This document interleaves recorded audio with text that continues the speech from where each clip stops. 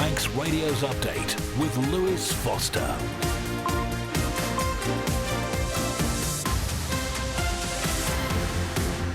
Fastamai, good evening and welcome along to Update on Manx Radio. It's 5 o'clock on Tuesday the 15th of April. Time for half an hour of the latest news on and from the Isle of Man. Coming up, Manx Utilities has refuted allegations that surveys on the site of a proposed wind farm have been carried out without the correct licences. Should we have permanent Manx representation in Westminster? And the Infrastructure Minister says there are no plans to introduce MOTs. All that and more, plus business, weather and sport and what to watch out for on the roads this evening. Let us know your thoughts. Text 166 177 or email studio@manxradio.com.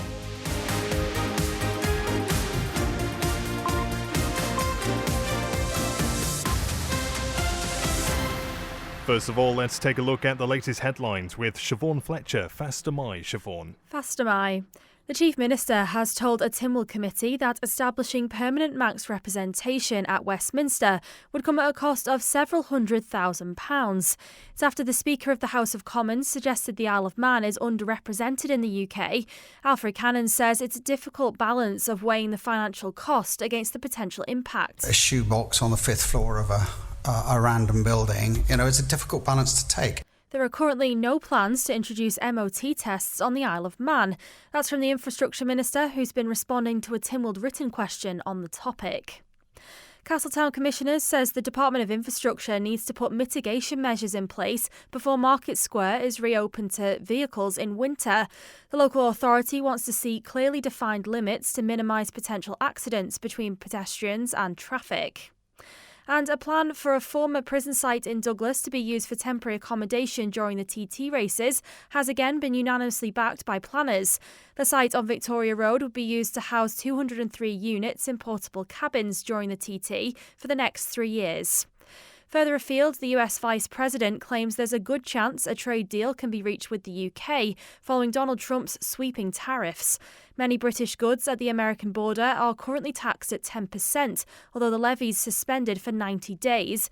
Ali Renaissance, a former advisor to the Business and Trade Secretary. The United States sees itself as enjoying a trade surplus, which means that basically it sells more to the United Kingdom than vice versa. And really what I think the United States government under President Trump wants to do is try and get to a situation and rebalance trade so there's more kind of balance between those two things. Lead Post Office campaigner Sir Alan Bates is urging victims of the Horizon IT scandal to sue the UK government over delayed compensation. Raw materials needed to keep the government-controlled British steelworks at Scunthorpe open should arrive soon. And Andrew Tate's expected to face a civil trial in 2027, accused of sexual or physical violence against 4 women. They're your headlines. I'll have your news at 6. Gurumayed, thank you, Siobhan. Let's turn our attention to the weather now from the Ronalds Way Met Office, brought to you by Manx Glass and Glazing. Cloudy with outbreaks of rain arriving from the south this evening, then turning more persistent and heavy at times overnight. Mainly moderate to fresh north to northwest winds will veer northeast overnight and become strong, and minimum temperatures of 5 degrees. A wet and windy day for much of tomorrow with outbreaks of rain, heavy and persistent at first, then turning lighter for the afternoon. Fresh to strong northeast winds easing for a time around lunch, then becoming fresh to strong northwesterly. Best temperature of 9 degrees tomorrow. Then it's largely dry with sunny spells on Thursday, light winds and top temperatures of 12 degrees. Sunset tonight is at 20 past 8 and sunrise tomorrow morning at 16 minutes past 6. Manx Glass and Glazing can supply and install single, double and triple glazing. Call 674 573 or visit the showroom on the Snugborough Trading Estate. If you run a small business or just need more room in the back, Philshaw Vehicles has the perfect van or light commercial for all your needs and can sort out any finance. Based in the Tremode Estate, view philshawvehicles.im or call 49 51 49. A great night's sleep got even better with Zed's Bedding Store. From quality Bell-Dorm bed linen and mattress protectors, fleece and woven throws to luxury duvets from the fine bedding company, Zed's Bedding Ramsey, next to Isle of Man Bank. SMS Trading have moved to 3 St Paul's Square, Ramsey. For flat pack to fully built, new or second-hand furniture, SMS SMS Trading offer all island delivery and man in a van service. Call 315151 or find SMS Trading on Facebook. At Begode Cattery, we have been caring for animals for over 50 years. As a cattery, we care for customers' cats and treat them as our own. Contact Begode Cattery on 676 947 or find Begode Cattery on Facebook. You're listening to the Isle of Man's quintessential daily news and current affairs roundup. Update on Manx Radio. And the time is 5:05. A group which formed to oppose the potential onshore wind farm at Erie Stane and Scard has published allegations that ecological surveys have been carried out at the site without the correct licences. The citizens group, now dubbed Caervai Resistance, claims that surveys targeting protected species have been carried out without the legal authorisation required by Manx law. It says it asked the Department of Environment, Food and Agriculture for copies of all licences granted and claims that DEFA admitted no licences were issued until the 7th of April this year, 5 days after the department was sent the query. Kiri Jenkins is the group's spokesperson. Obviously, any Schedule 1 or Schedule 5 disturbance of birds and animals is licensed under the Isle of Man Wildlife Act, and those licences have to be granted by the Department of Environment, Food and Agriculture. And it's worrying for us to find that actually only 2 licences have been issued to 2 individuals from Wardle Armstrong 5 days after we asked for copies of the licences. Of course, these ecological surveys have been going on for some time now. You may recall that Manx Utilities had said that common frog surveys were going on in water bodies in March 24, reptile surveys, this was putting down lizard maps, and that bird and bat surveys have been going on. So it is worrying to local ecologists to find out that they've been going on without the necessary licences. And it's alarming because this is a government body effectively. And, DEFA have admitted that they wouldn't necessarily know whether a consultant had been employed on this project who would hold the licences for undertaking these surveys. So that's what's concerned us really. Because if government contractors are breaking wildlife law, how can we, the public, trust the rest of this process? Another thing that I find interesting is the fact that the sort of resistance group isn't necessarily against green energy in general. It's this specific development. So can you tell me a little bit about that as well? Yeah, we're working with ecologists, environmentalists, conservationists. We are not climate deniers, and we are not against moving forward. What we think is that this is the wrong project in the wrong place, and we understand exactly what is up there, what is around the site, how important the site is. And that's why these ecology surveys are so important to be done properly and with the correct licences. That's Kiri Jenkins from the group Caervai Resistance. Well, in response, Manx Utilities says it wishes to address the recent allegations suggesting that the ecological surveys have been conducted without the necessary licences. Manx Utilities refutes these allegations. Surveys are carried out using non-intrusive methods, and where licences have been required, they have been duly obtained. Manx Utilities is and remains committed to full compliance with all legal requirements and to the protection of the Isle of Man's wildlife. Now, there's a note on my paper saying that DEFA was contacted. This is the Department of Environment, Food and Agriculture, but initially declined to comment. Now, Siobhan Fletcher joins me in the studio because I understand that's changed now, Siobhan. Yes, the Department of Environment, Food and Agriculture in the last hour or so has issued a statement to clarify its position surrounding the issuing of licences for ecological surveys at that potential onshore wind farm. That's despite, as you say, turning down Manx Radio's request for comment yesterday. In a statement, a spokesperson says, "We would like to clarify the following points. Firstly, not all surveys require a licence. It says a licence under the Wildlife Act is only required where the activity may otherwise result in an offence, for example, disturbing or damaging a protected species or its habitat. Secondly, it's the surveyor's responsibility to know whether a licence is required. It says if they believe their activity could constitute an offence, they are expected to apply to DEFRA for a licence in advance. And finally, DEFRA has not been made aware of any activity to date which would constitute an offence under the Wildlife Act. The spokesperson adds DEFRA requests that if anyone believes an offence may have taken place, they should contact DEFRA or the Isle of Man Constabulary directly. Gurumaya, thank you, Siobhan. And you can find all those details and that interview as well online at manxradio.com. It's 5:10 now, and let's cast our eyes slightly further afield as the Chief Minister has told a Tynwald committee that establishing permanent Manx representation at Westminster would come at a cost of several £100,000. Alfred Cannon was responding to the Constitutional and Legal Affairs and Justice Committee after the Speaker of the House of Commons suggested the Isle of Man is underrepresented in the UK. In November, Tynwald debated a report which recommended a series of constitutional reforms, including stationing a permanent Isle of Man representative in Westminster. Mr Cannon said it's a difficult balance of weighing the financial cost against the potential impact. Coming to terms with the value of a representative office, remains a big question. We do a lot of engagement in terms of we now have a quarterly programme of visits from myself and the Director of External Relations, and we undertake to have calls and communications on an ongoing basis. Getting the balance right between a proper representative office, something that properly represents the Isle of Man externally as well in terms of the visuals impact of an office, versus getting a shoebox on the 5th floor of a random building. It's a difficult balance to take, and also the numbers of staff that are required. I would suggest we'll need as a minimum 2 staff, and there's going to be additional support, probably secretarial support and other costs associated with it. It's probably fair to say that we would not be short of a few £100,000 in terms of that investment, in terms of everything that would come with it, including the staff numbers.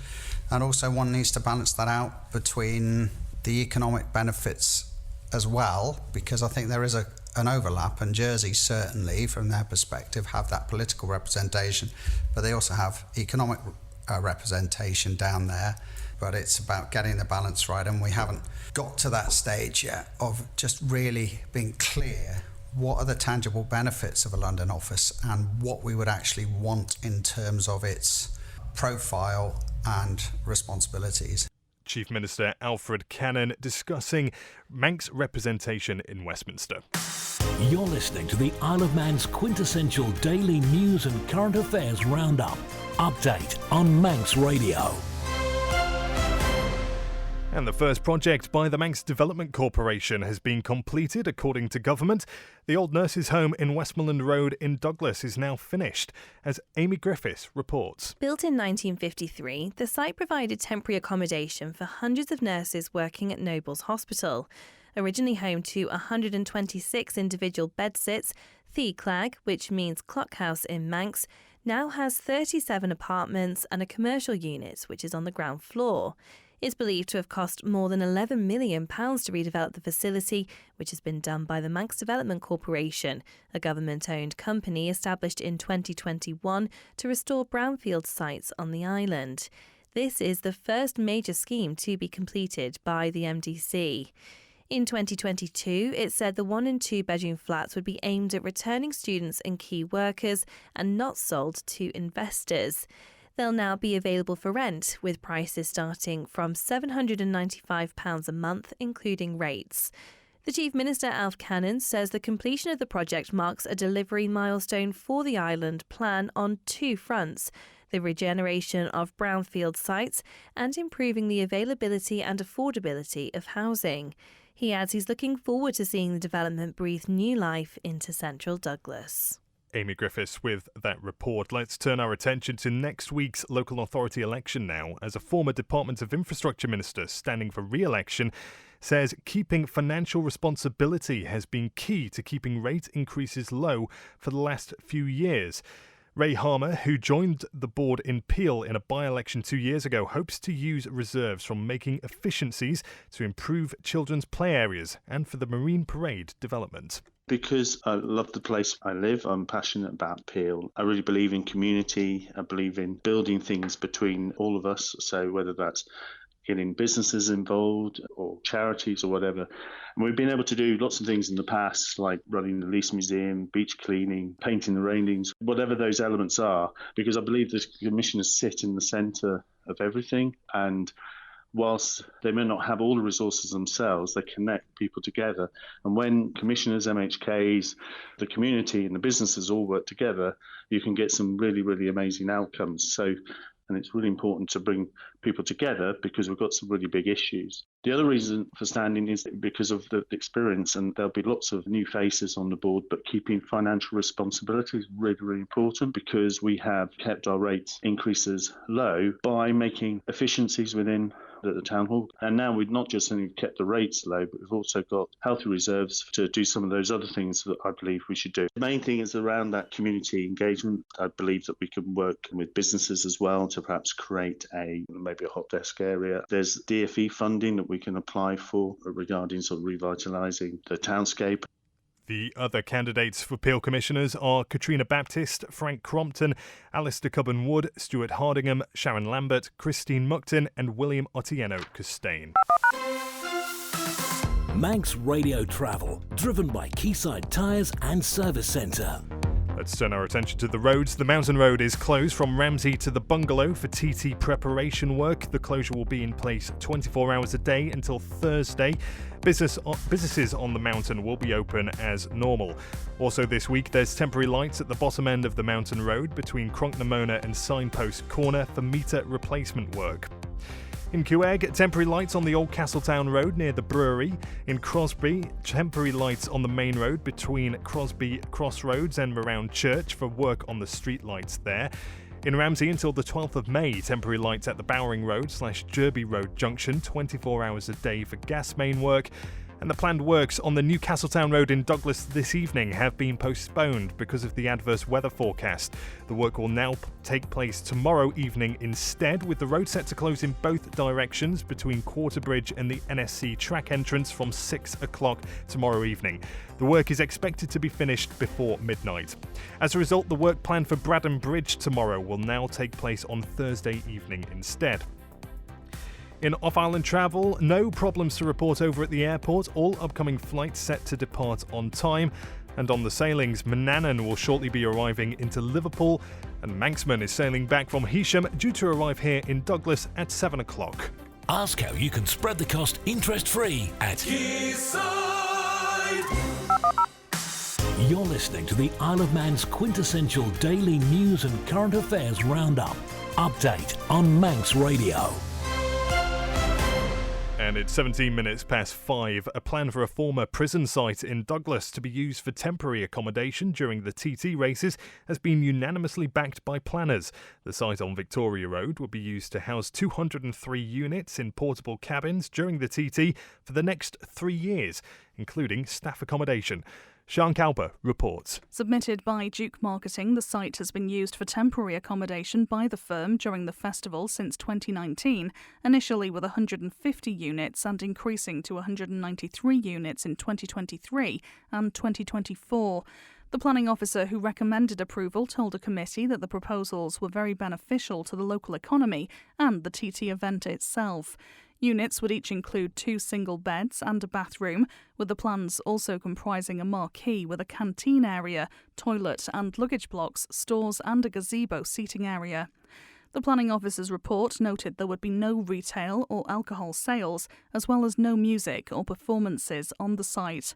He said the proposals were very similar to applications considered by the committee previously, but the only issue was whether temporary use of the site was acceptable.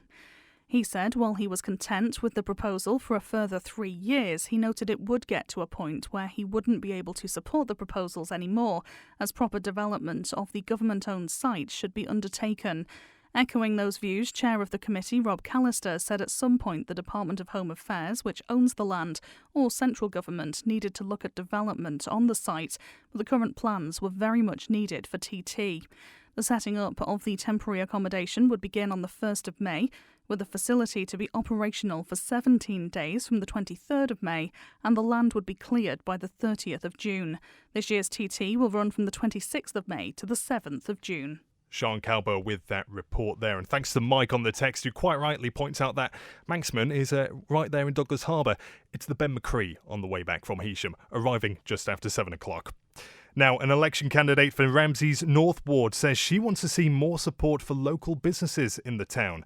Andy Nolan, who owns 2 businesses, says she won't be promising the world, but would try and resolve as many issues raised with her as she can, and wants residents to feel heard. The main top priority for me is helping small businesses, social housing care, empty properties be utilised, mental health, more resources there is huge for me. Child safety has also been mentioned by quite a few residents, so I'd like to work with law enforcement and advocate for stronger safeguards to protect our young children of our community. And working with people, I spoke to one gentleman, it was actually quite heartbreaking. Now, to everybody else, it's a small issue, but to him, it was the world. He lives in sheltered accommodation and he's not allowed to have pets. So what can we do to make his life better? Can we not have a therapy dog going into sheltered accommodation? Simple things like that can make people's lives better. I don't want to see anybody else struggle. Cost of living is a main issue for the residents. Affordable housing. What the government feels is affordable housing is not affordable for most residents in Ramsey. Also, single occupancy has been a large issue by some of our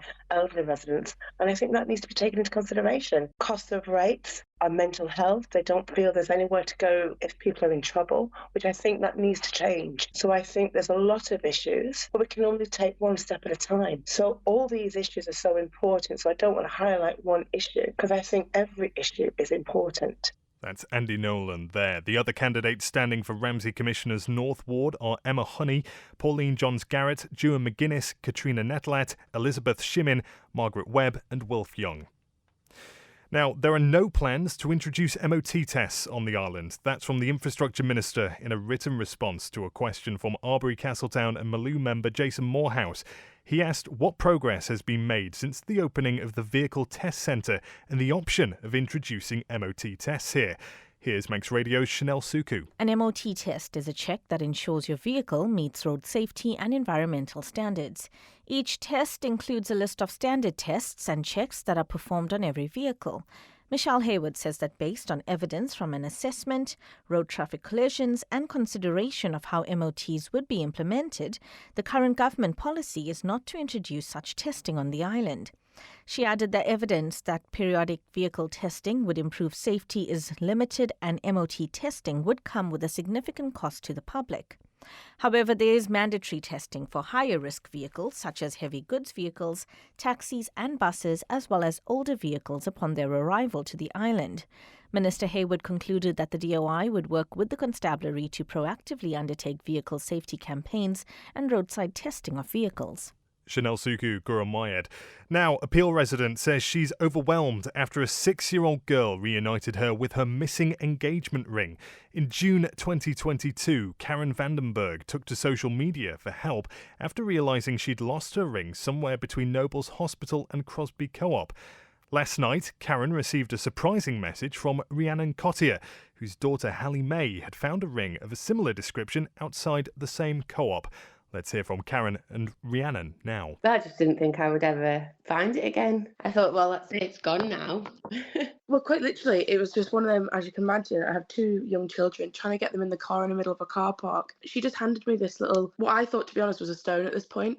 She just handed me it covered in mud, and she's like, Mummy, what's this? And I was like, oh, Hal, I don't really know right now. Jump in the car, took it out of her hand, put it in my pocket. And I didn't really think much of it until we got home, where I was just fishing around, like, sorting the clothes out and everything. It was in my pocket. Gave it a dust up and it was a ring. I posted a thing on Facebook and I got a couple of answers and people were just sending me the wrong details. In the end, I deleted it. So my full intention was to take it down to the police station. And it wasn't till yesterday that somebody had posted they lost a ring, and I think Karen commented on it and I saw her picture of the ring.